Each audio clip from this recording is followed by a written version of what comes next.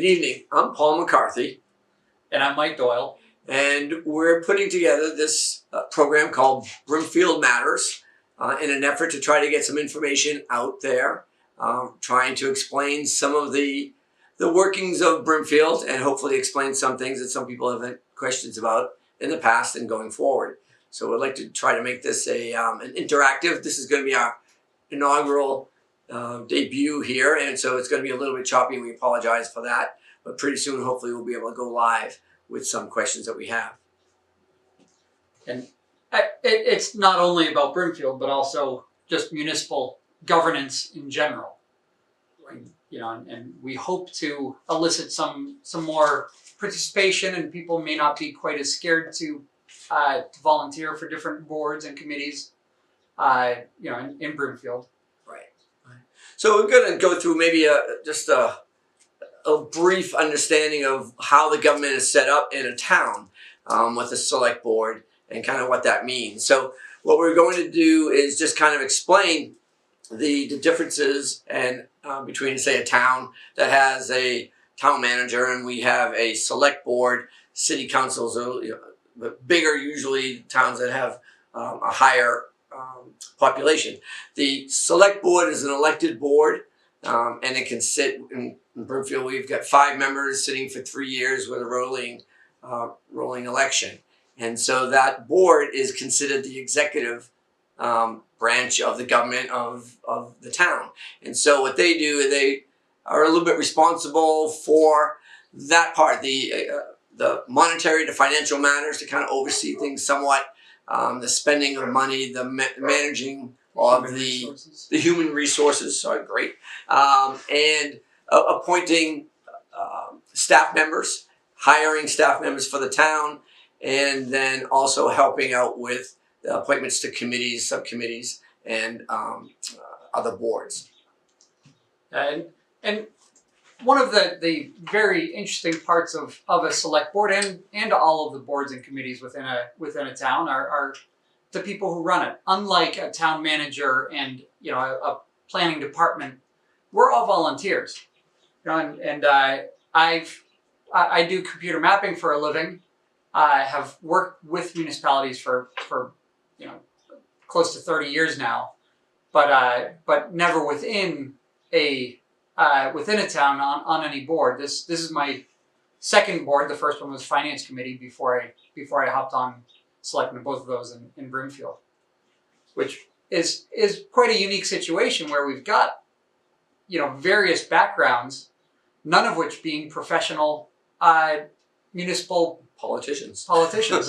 Exactly right. Yeah, I'm a veterinarian, and so my exposure to management was through upper management has been there, but certainly in the political realm, I've been on a select board now for finishing up 6 years now, and it takes a little bit of understanding or time really to understand the roles and how things work in that kind of a situation, because it's interesting, to say the least. It's very interesting.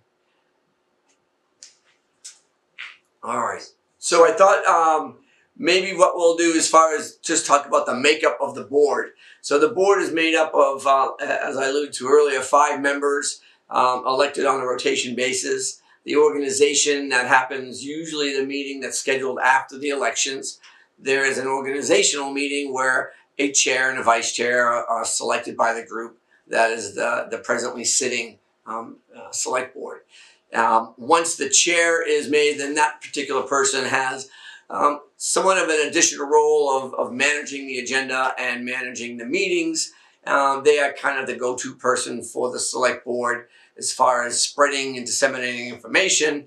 But it is, again, it's a 5-member equal voting right board. Each member has an equal 1/5 of the voting potential for the board at large. There's an administrative assistant who's a key role in organizing. Again, we're a part-time board in a relatively smaller town. The administrative assistant has a significant role in managing the mail, managing incoming information, phone calls, getting that, just scheduling, getting that information to the board and to the chair in a very timely manner so that we can act on it in whatever way seems appropriate.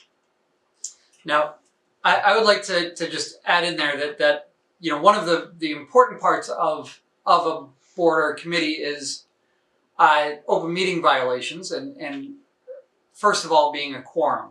And it's very important to understand that 3 members of a 5-member board cannot be in a room together talking about municipal stuff, potential agenda type items, without there being an official meeting. The 2 of us are sitting selectmen currently. We currently have 5 members on a board, but even if we were to go to 4, a quorum is considered 51% of that board. Mm-hmm. So for us to be sitting here, it is legal and legit, and we can discuss items between ourselves. Obviously we shouldn't be forming opinions, and we shouldn't be really going into depth with any of these items. This format, we hope to bring information to you. We're not going to be deliberating anything, and deliberation should only happen in public meetings. Right, yeah, we definitely don't want this to be a mini selectman meeting. We want it to be an information. This is just to kind of give an idea of who we are, where we're coming from, maybe explain things kind of from the foundation up, why we're here, and just a few of just to explain some of the fundamental questions that we've received over the last couple of years, even just to go over things a little bit, just the logistics of things so people understand it. But we hope this will kind of unravel into a hopefully a community event where we can have guests come in and explain what things they may be putting on at the Common or in town or whatnot. So we do want it to be a lot more than just politics. But I thought, the elephant in the room, we're going to start off with a little bit of politics just to explain who we are and why we can do this, and then kind of expand upon that. So another really important thing is that other town boards that are elected, and we, as a select board, the select board has no jurisdiction or control over other elected positions. And I think that needs to be emphasized and made very clear that that's true.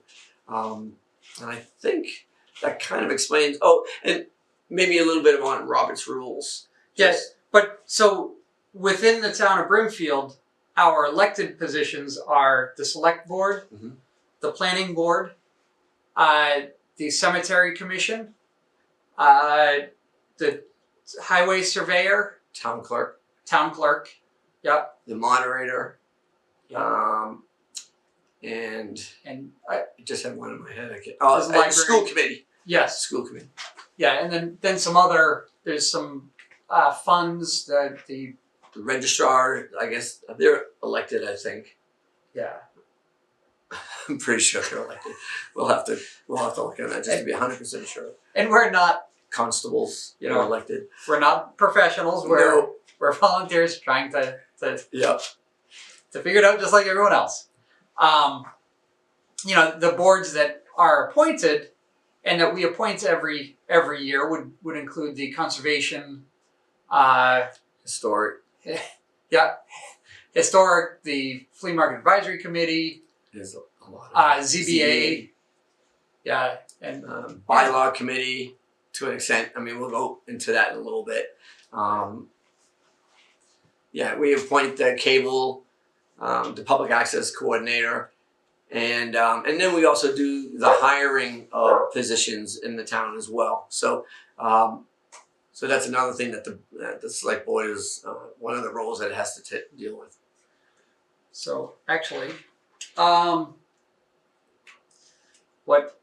what I use quite a bit, and what I would advise anybody interested to look at is, if you want to pan over, on our website, if you go to the Board of Selectmen page, which is under the boards and committees, go down to Board of Selectmen, and under here we've got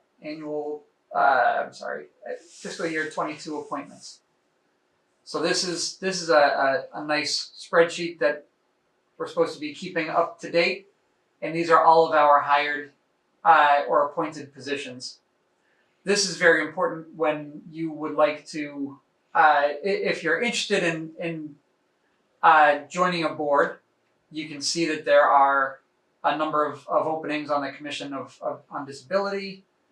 There's a vacancy on a couple of vacancies on the Conservation Commission. And you can go through here and see the different things. And we would take emails showing your enthusiasm for the committee and what might your qualifications be or your interests be that you think would be good to have on the committee or commission. And we can put that in on the next agenda. All right. The other thing, as far as the rules of a meeting, you'll hear people refer to something called Robert's Rules, and this goes way back to again a very small town individual representation on a board, and it's just to try to call things to have some sort of order. So there is a chair, and then one has to be recognized to speak. There are certain agenda items. In order to speak and be recognized, then you start talking and hopefully expand on that particular topic, and then you give the floor back to the chair, who gives it to the next person in the dialogue. The Robert's Rules, everybody once in a while you'll hear about people say point of order. Like if somebody makes a motion and it doesn't quite make sense, or there wasn't enough discussion before and somebody has some questions about it, they'll call a point of order. And what that means basically is let's step back a minute, make sure that what just happened according to the right rule and to the right logistical sequence that would go.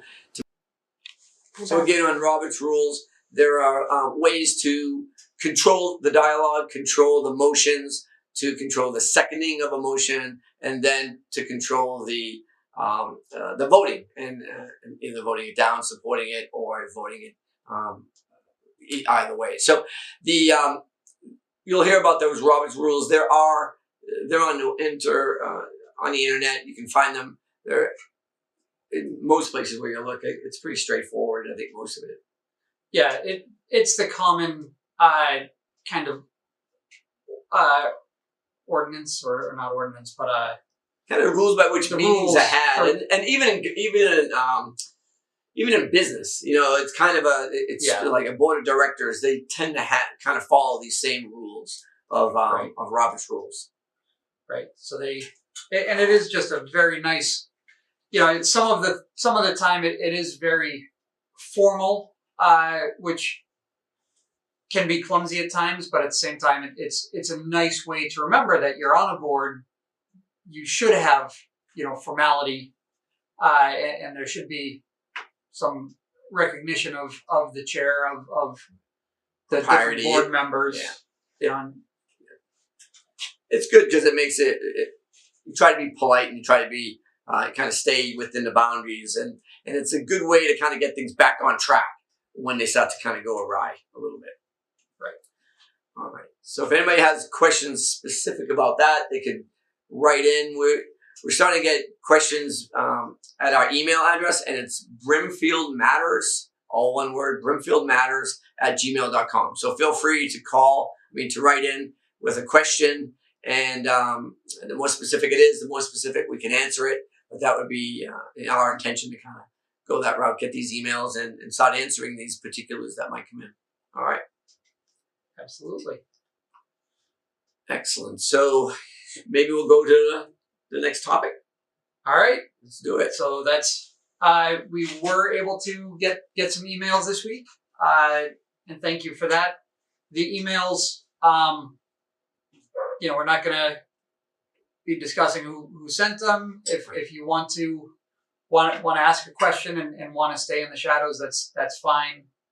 I do actually have an email into the Attorney General just to make sure that is appropriate, because we are still sitting selectmen. Mm-hmm. And if that changes, we'll let everyone know.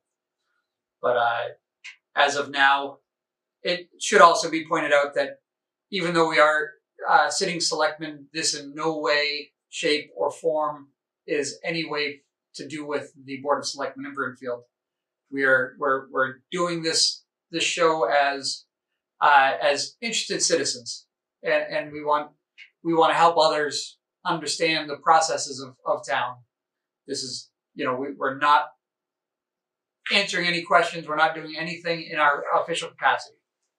This is neighbors helping neighbors. Yeah, one of the things that we found, I think, is that Point of order. Point of order. Well taken. Social. Right now, we don't have everybody hanging around at the local barbershop or the tavern or whatnot and discussing things like a small town would have done for years and years and years. And we've got social media, and social media, with all due respect, can get out of hand. And so some of the information that's out there is very accurate.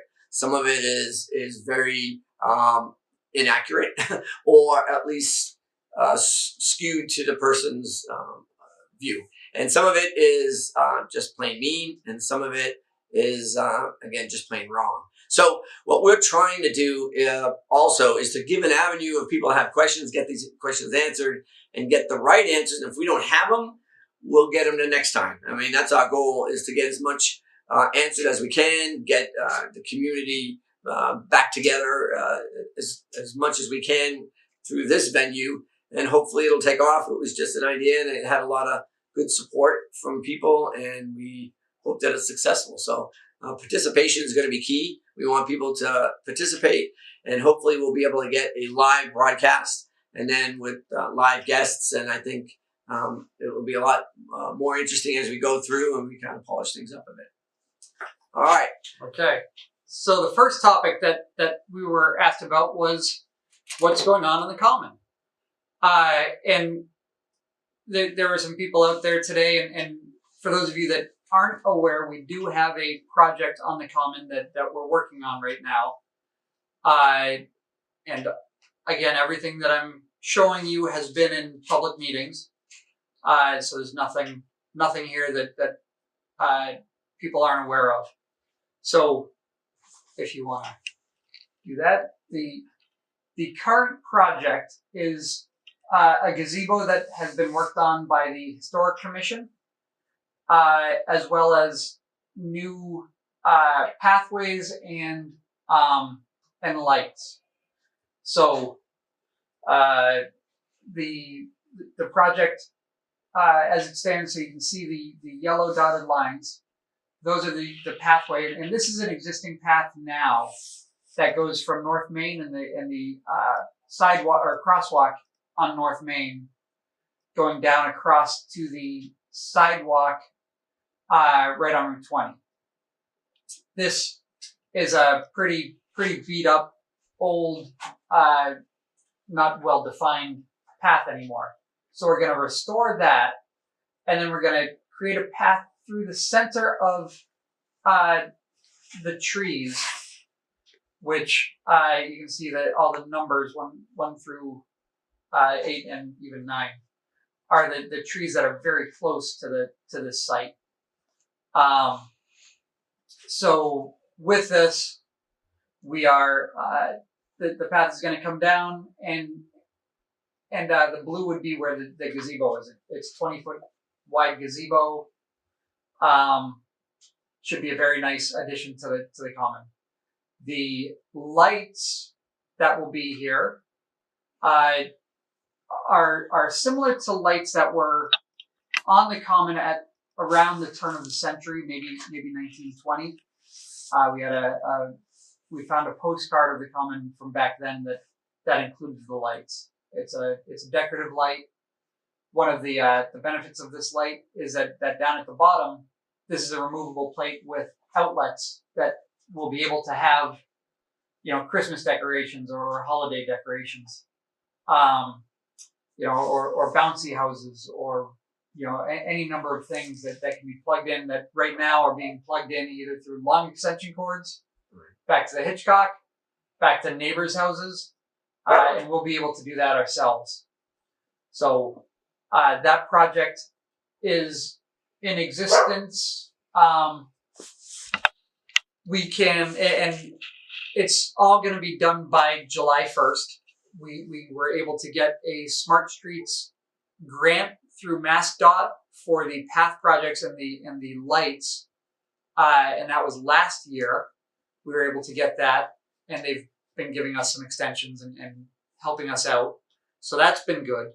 The gazebo project was put together by the Historic Commission. They were able to get an earmark from the state, and they've been working very hard at making sure that it's going to be a masterpiece on the common as well.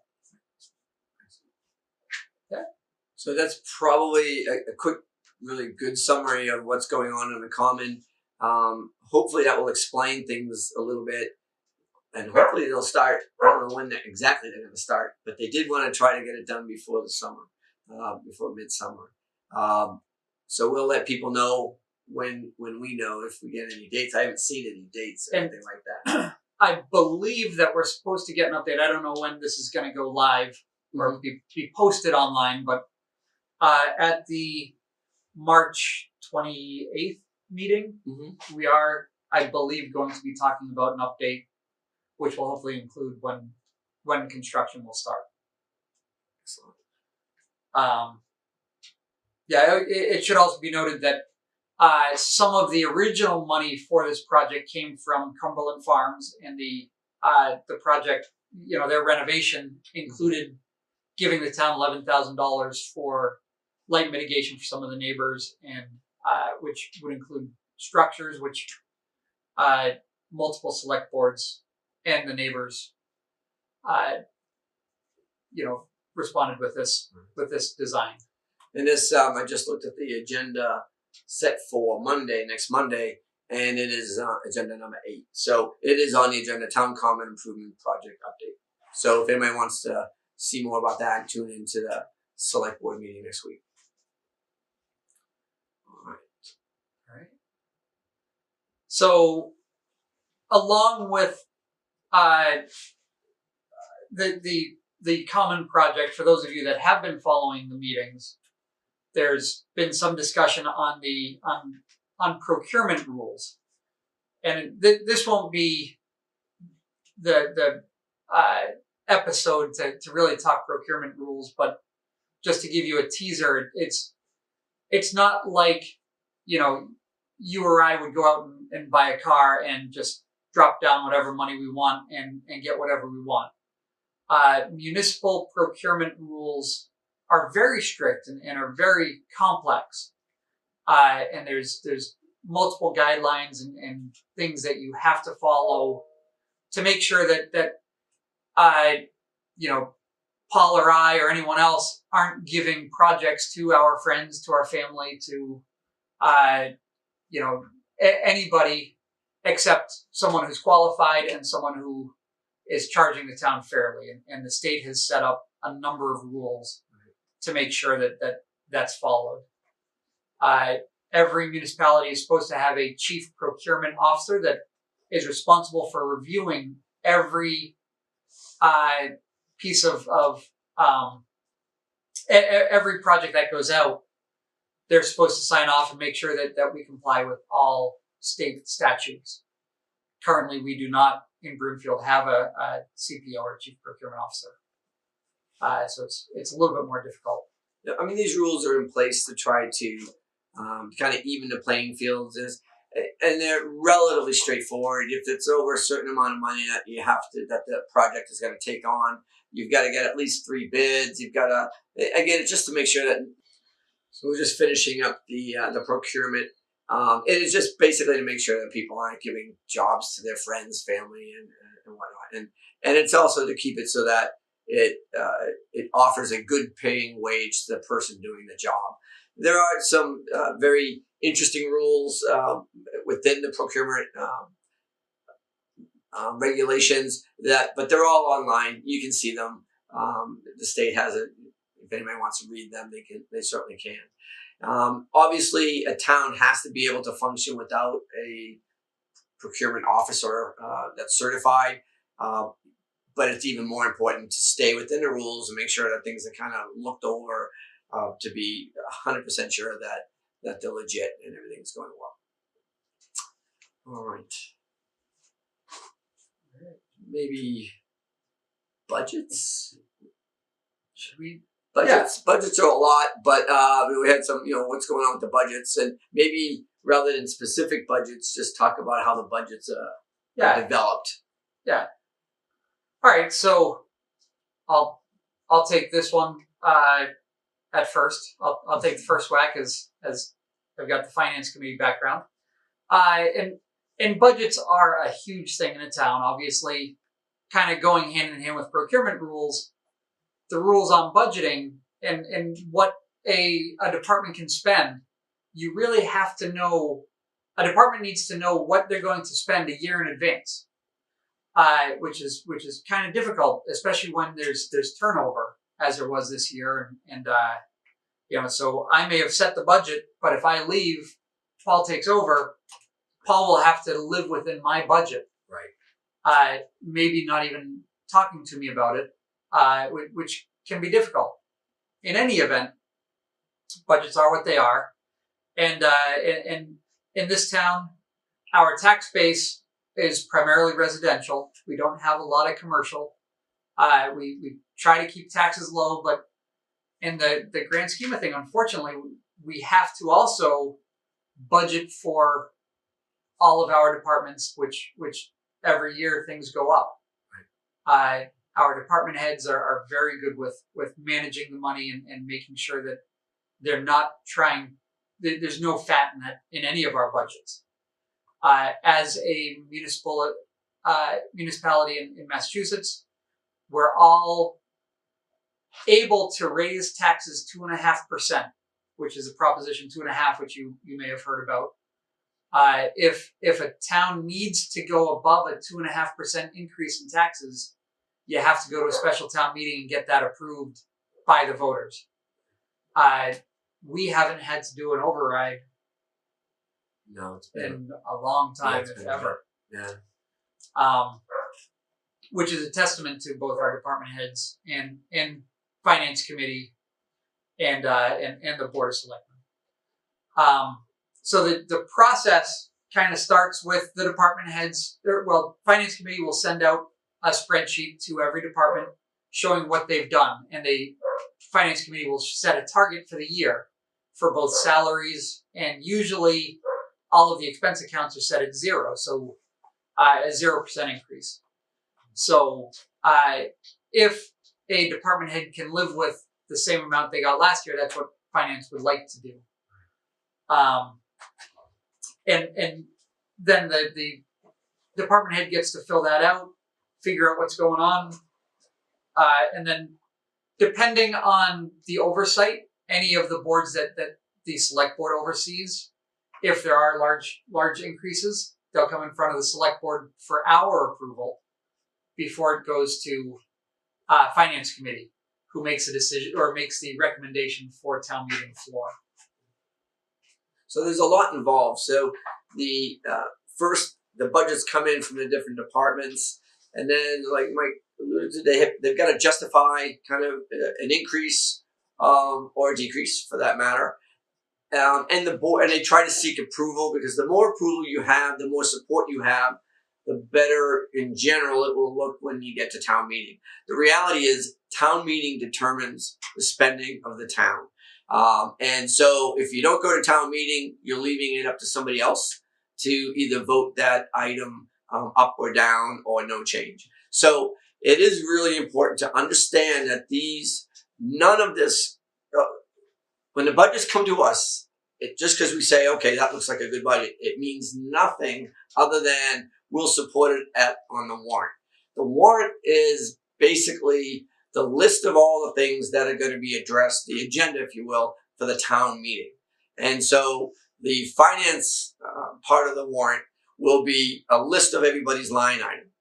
And literally, they'll do it in chunks. And so if you have a question about even one line item, you can put a hold on it to try to get explanation for it. So in that respect, everybody in town has an opportunity to really understand what these numbers mean and to have input as to whether they approve an increase or disapprove such an increase. So I think it's very important to realize the limits of what happens in our meetings as a select board, and the strength and the power that the people have at the annual town meeting, and how important it is to get in there and raise your hand if you have a question.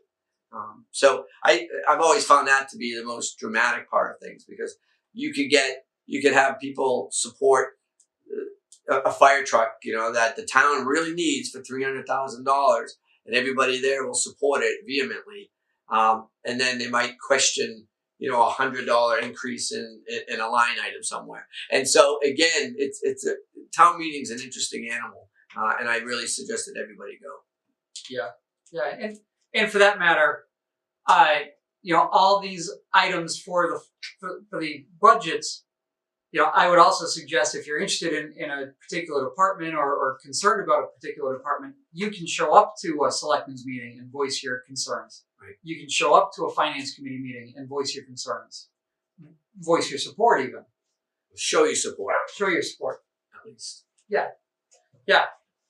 So there are multiple ways that people can be involved in town governments. Town meeting is certainly a great one and a powerful one. 100%.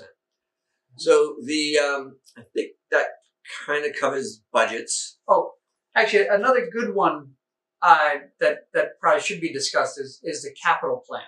All right. And capital plan, these don't show up on budgets, but they usually show up as individual warrant articles. And a capital plan, every year the town meets with all of the department heads who have large assets: fire chief, police chief, highway surveyor. We're getting more involved with buildings, the senior center van. All those things are on our capital plan, and these things are discussed every year and planned for 10 years. The capital plan goes out 10 years, and we try to track, or finance committee tries to track how we're going to be spending this. And we just bought a $550,000 fire truck last year, cash, because of the strength of our capital plan and the financial well-being. So every year, finance committee tries to put as much money as possible into what's called the stabilization fund, which is what funds our capital plan. Yeah, so it's important to realize what the capital plan would be. From a business standpoint, you look at your assets and you say, okay, I've got these computers, I got this truck, I've got this van, I've got this. These are large ticket items that have a life expectancy, whether it's 5 years, 7 years, 3 years, 10 years. It depends on what the product is. So you've got a plan for that to happen. So you have to expect that the wear and tear on a police vehicle is going to be X over so many years. So you've got to plan on spending that extra money to buy another replacement vehicle. And it's the same thing right now. That capitalization plan is expanding because the cost of life is expanding. And so computers, replacing a laptop. A laptop lasts 3 years, maybe 5, with a couple of software updates. But again, you've got to have that as part of it. Nowadays, you've got to have all the software updates as well as the hardware updates. So you've got to plan ahead for the next contingency. And so that's one of and really our financial committee has been just outstanding in doing that and being way ahead of it. Right. Okay. That and our highway. I'll just throw this plug in. We have had over the past 4 years, I believe, we were supposed to get 2 10-wheel dump trucks. Capital plan had them listed for $250,000. The $250,000 each. The first one, about 4 years ago, maybe 5, our mechanic was able to just say, I fixed it, with the budget that we had for maintenance, for vehicle maintenance, he fixed that one and took that off the capital plan and said, we don't need to replace this truck for another 10 years. Wow. This year he did the same thing. He had a $250,000 dump truck, and he needed $150,000 to replace the chassis on it, but took $100,000 off the plan. Right. So I mean, with good maintenance and good employees, Right, we've been very fortunate. 100%. The bylaw committee has come up in a couple of meetings recently, and I think it's important to understand. So the bylaw committee is a committee that is requested to kind of look at potential bylaw changes or new bylaws that might be on the warrant, or that are going to be on the warrant, actually, and to give their opinion. They can't change it, from what I understand. They can't change it and amend it, but they could point out what they don't like about it, is the way I understand it. The bylaw committee is made up of, has 3 members. It has a member that is appointed by the select board. It has a member that is appointed by the moderator. And then it has a member that is appointed by those 2 individuals, and they appoint the third, right? Correct. Okay, that's what I thought. And that's, so they are entrusted with trying to kind of go through and, like I said, the bylaws that are being submitted for the next warrant that will be on the town meeting.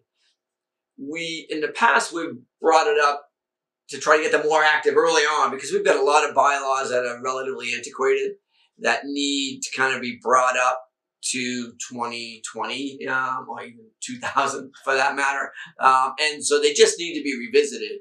And we kind of talked about getting the bylaw committee established early in the year and try to get them working on looking at some of the old ones and give us ideas of how to make them better. Unfortunately, it always seems to be that the bylaw committee really gets kind of going this time of year to look at the new ones rather than using the rest of the year before this to kind of look at the old ones. And that's always just been a pet peeve of mine, that it's the way to clean them up, but it just never seems to get done. And I don't blame them. It's just the way it's orchestrated. Like it even says in March that they kind of get active in the bylaws. So I don't know. That is one of the unfortunate parts of a part-time community. It's, the select board does the same thing almost every year. We've always got things that we want to work on at the beginning of the year, and then we put them off, hold them off, and about this time we'll start. Yeah, it's crunch time. Everything's got to be in by the end of March or the end of, and it's always crunch time, and so you end up having to focus on the things that are just so pressing, and you don't get to do the things that you wanted to do, relatively behind the scenes stuff to kind of fix things as you go forward. Right. So I guess the other overview is we have 2 different sets of bylaws. We've got the general bylaws that govern how the town is run. And then we've got the zoning bylaws, which governs how development can happen in town. Right. And they're very different. And so, people always ask, how can I make a bylaw? Well, one thing is that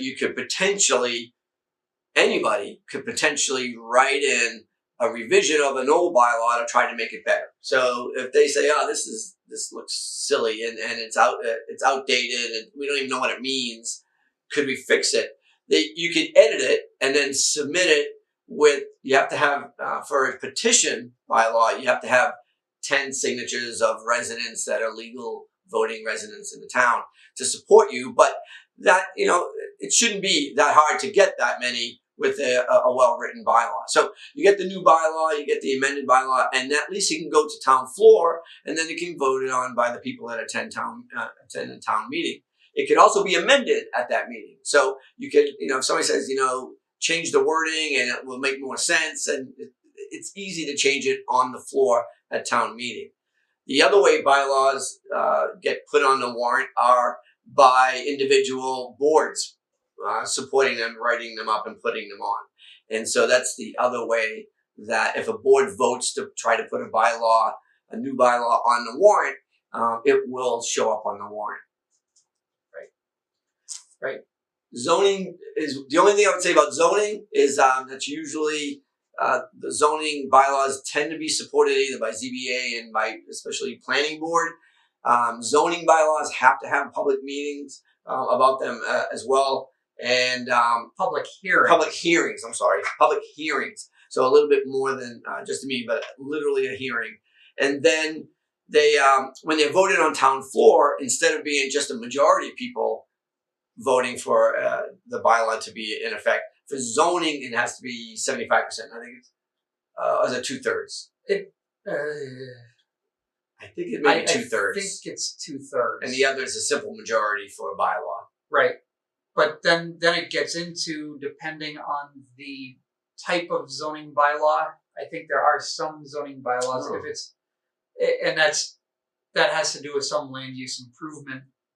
If it's like cluster development or certain planning garbled mumbo jumbo, you can get away with only 50%. Oh, really? Okay. Yeah, I think. But otherwise, I think it's 2/3. I think you need to have that 2/3 majority, and that when it's close, the moderator, somebody can call for a count. There are rules of Robert's laws about Robert's rules about asking for a count, and so it is really good an idea when you go to town meeting to have an idea of how to behave at town meeting and what you can do and can't do, because that does cause controversy sometimes when people think that something was tabled and then they leave and it can come back up to a vote later on. We should talk about that maybe on another episode. Yeah, another program. We can have hopefully guests in, whether it be the moderator or someone from planning board, and they can discuss those things that better detail than we just. Yeah, right. One interesting thing is during a town meeting, we are actually not run by Robert's rules. Oh, right. We're run by a very small use.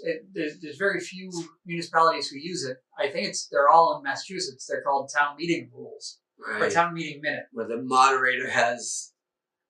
It's a slight variation of the Robert's rules, and again, the moderator knows much more about it than you can only get the book on those rules from the Mass Moderators Association. Stealth group. Yes. Yeah. Maybe we could get the moderator to come in and maybe explain a few things that might be a little bit different. Because I have noticed over the course of a few meetings that things went differently than I expected them to go. Just based on hand raising and whatnot, that I was surprised. And it was legal, obviously, it was all legal. We had one other thing at town meeting is we've got town council sitting right at the table to try to make sure that everything is done by the book, so it doesn't come back and get upended later on. Because all the bylaws that get supported and passed the town meeting, that all goes to the Attorney General at the end of the day, and they still have to go through. And if it was amended and it was wrong the way it was amended, the Attorney General won't let it stand. They'll just come in and say, yeah, you can't do that one. You'll have to do that one again at the next town meeting. So that's important to know too, that there is a checks and balance at the state level, the Attorney General's level. Right. And any of the warrant articles and petitions, not the citizen petitions, but the board and committee petitions will be reviewed before town meeting by town council. Right. And they'll make recommendations for the town. Right. Yeah, it's important that a citizen's petition for a warrant article is not actually commented on by legal. I think they let it ride the way they want to let it ride. Right. If on a town floor somebody asks for an explanation of what that wording might mean, town council will offer that explanation and try to explain what the wording might mean or could mean if it's construed the wrong way. So that we don't go down a rabbit hole in the wrong direction. So people always ask about what a recall is, what constitutes a recall, what do I do to have it happen, or what do I do not to have it happen. So a recall is basically a petition that is proposed and submitted to the town clerk, did they have to put, I can't remember, did you have to submit it to them first? Or do you have to get the signatures first? I think you do submit it first with the reasoning, but I think that's just a formality. I don't think the town clerk can One way or the can other. refuse. Right. And then you get signatures, and the signatures are, now it's a percentage of the You need 15% of the voting population. So the registered voters in town. Mm-hmm. You need 15% of them to sign the petition. And then it goes, if you get 15% and the registrars approve the 15% of the signatures, Right. can verify that they are registered voters here in town, and they signed it of their own free will, then the next step after they approve it is, I believe, there's a 10-day grace period where we probably should have been more Prepared for this question, yeah. Yeah, but That's all right. yeah, We can elaborate We can follow more next time, but we have 10 days. Once the names have been approved, they give the person who the recall was against 10 days to figure out if they would just like to resign or, continue on.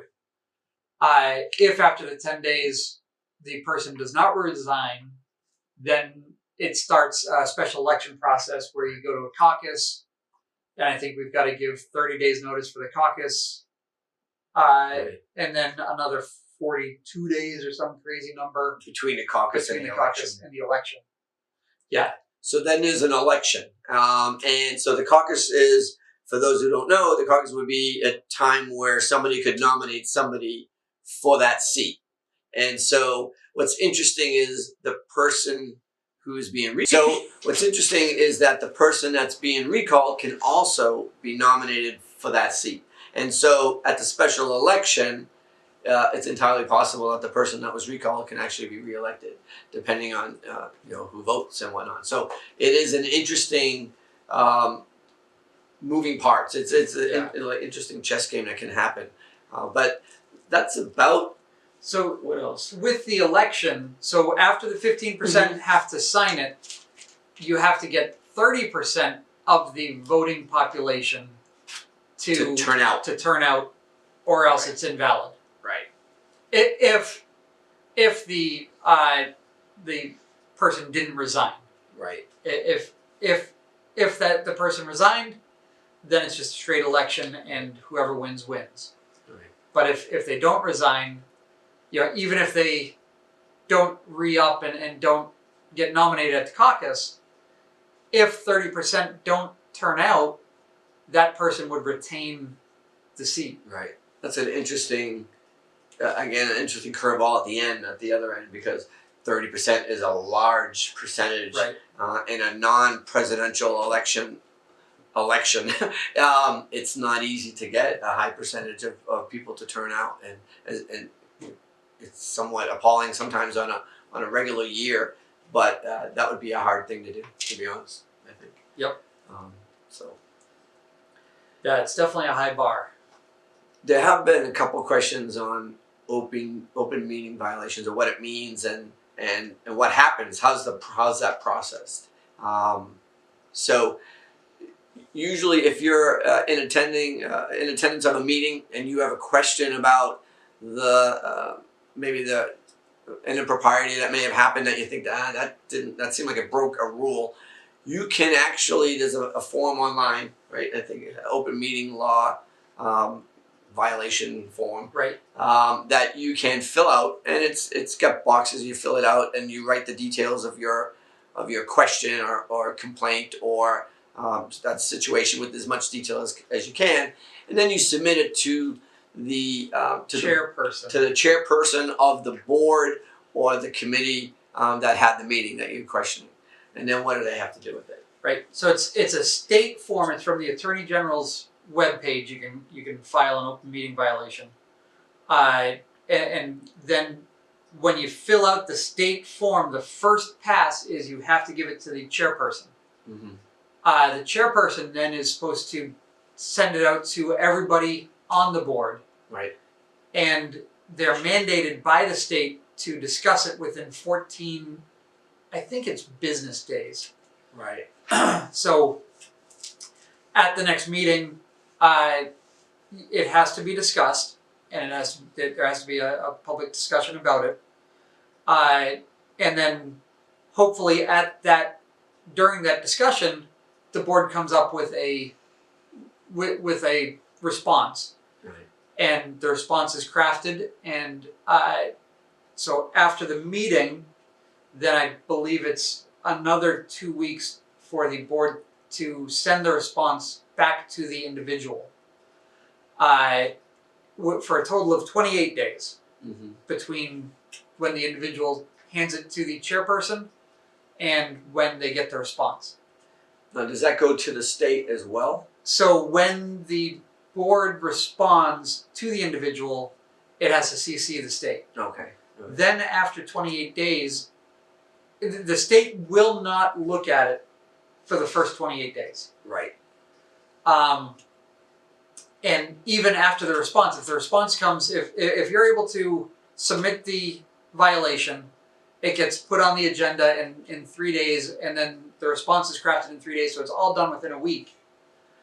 If you don't like that response, you cannot, where you go if you don't like the response is you bring it to the Attorney General and say, right, I don't like the response, please investigate yourself. If at that time they don't, but they won't look at it for 28 days. Yeah, there's a long gap of about a month before they'll even consider the rebuttal. Right. Yep, I did see that. Right, which is kind of strange, but that's the state. So yeah, and then the state will do their investigation, and an open meeting violation could result in a fine to the municipality. You know, and that's so you submit it against a member of the board, you know, an employee. I think you can do it against an employee as well. I'm not sure about that. Probably not an OML. Open That's meeting. true. Yeah. Open meeting law violation. Right. It would be against the board. Yeah, it would be against the board, I think. So, and those violations would result in a fine potentially for the town itself. An ethics violation is actually against the individual. Right. Right. And, you know, ethics, that comes up, that was a couple of questions too about that. There are very specific ethics courses that you can take that you're actually required to take when you sit on a board. You're supposed to, every 2 years, I think, re-up your certification. Right. And there were some really interesting questions, and anybody can read it. Anybody can read through their, as far as the ethics violations and how it's interpreted, and there's a lot on the Secretary of State. Their website has a lot to do with that. All right. Well, and I think this should be a good place to stop our first episode. Yeah, I think it was good. I think hopefully we got a lot of good detail out there, maybe some education, and really, quite honestly, from my perspective, it makes you revisit some of these things that you kind of you've read, you've done, but it's a good review for me too. As well. So definitely. Yeah. So again, the email to get questions asked is Brimfield Matters. So Brimfield Matters, all one word, @gmail.com, and we'll do our best to kind of prioritize them and come lump them together. And we won't. You can do it anonymously, and we will. We'll try to answer them the best we can. All right. All right. Thanks for watching. Until next time. Have a good night.